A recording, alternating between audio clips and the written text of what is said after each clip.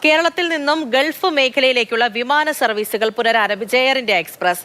Kuwait ഒഴികെയുള്ള എല്ലാ Gulf രാജ്യങ്ങളിലേക്കും സർവീസ് ഉണ്ടാകും. ദിവസവും 40 സർവീസുകൾ വീതമാണ് നടത്തുകയെന്ന് എയർ ഇന്ത്യ എക്സ്പ്രസ് അറിയിച്ചു. ദുബായിൽ നിന്നും സുരേഷ് വെള്ളിമുറ്റം തയ്യാറാക്കിയ റിപ്പോർട്ട് കാണാം. ആദ്യം ഗൾഫ് മേഖലയിലെ പ്രവാസികളെ സംബന്ധിച്ചിടത്തോളം ഏറ്റവും സന്തോഷം നൽകുന്ന പ്രഖ്യാപനമാണ് എയർ ഇന്ത്യ എക്സ്പ്രസിന്റെ ഭാഗത്തു നിന്നും ഉണ്ടാകുന്നത്. പ്രത്യേകിച്ച് ഒരു ബജറ്റ് എയർലൈൻ സർവീസ് പുനരാരംഭിക്കുകയാണ്. അതുകൊണ്ട് തന്നെ വിമാനയാത്രാ നിരക്ക് ഉയർന്നു നിൽക്കുന്ന ഈ സാഹചര്യത്തിൽ എയർ ഇന്ത്യ എക്സ്പ്രസിന്റെ വരവ്, സർവീസുകൾ പുനരാരംഭിക്കുന്നത് അത് ഗൾഫിലെ പ്രവാസികൾക്ക് വലിയ ആശ്വാസമാകും. നിലവിലുള്ള ഈ അറിയിപ്പിൽ പറയുന്നത് അനുസരിച്ച് കുവൈറ്റ് ഒഴികെ ഗൾഫിലെ എല്ലാ രാജ്യങ്ങളിൽ നിന്നും കേരളത്തിലേക്കും അതോടൊപ്പം തന്നെ മറ്റ് സംസ്ഥാനങ്ങളിലേക്കും സർവീസ് ഉണ്ടാകും. 40ഓളം സർവീസുകൾ ഒരു ദിവസം ഉണ്ടാകുമെന്നുള്ളതാണ് എയർ ഇന്ത്യ എക്സ്പ്രസിന്റെ ഈ അറിയിപ്പിൽ പറയുന്നത്. ദുബായിൽ നിന്നും കണ്ണൂരിലേക്കും തിരുവനന്തപുരത്തേക്കും സർവീസ് ഉണ്ട്.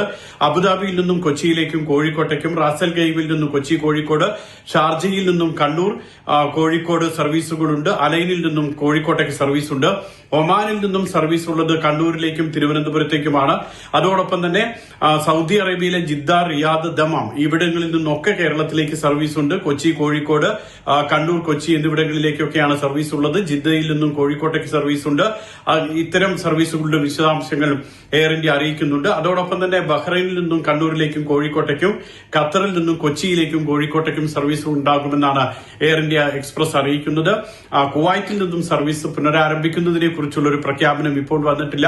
അത് വിദൂര ഭാവിയിലല്ലാതെ തന്നെ ആ സർവീസ് ഉണ്ടാകുമെന്നുള്ളതാണ് പ്രതീക്ഷിക്കുന്നത്. ഏതായാലും ഫെബ്രുവരി 28 ശേഷം ആദ്യമായാണ് എയർ ഇന്ത്യ എക്സ്പ്രസ് ഇത്രയധികം സർവീസുകൾ, ഒരു ദിവസം 40ഓളം സർവീസുകൾ നടത്തുന്നത്. ഇപ്പോൾ അടുത്ത മാസം ജൂണൊക്കെ ആകുമ്പോഴേക്ക് ഗൾഫ് മേഖലയിൽ സ്കൂളുകൾക്കൊക്കെ അവധി ആരംഭിക്കാൻ പോകുകയാണ്. നിരവധി പ്രവാസികൾ നാട്ടിലേക്ക് വരാൻ കഴിയാത്ത സാഹചര്യത്തിലൊക്കെ ഇപ്പോൾ ഗൾഫ് മേഖലയിൽ കഴിയുന്നുണ്ട്. ഉയർന്ന വിമാനയാത്രാ നിരക്ക് കൊണ്ട് അവർക്കൊക്കെ വലിയ ആശ്വാസം നൽകുന്നതാണ് ഈ പ്രഖ്യാപനം.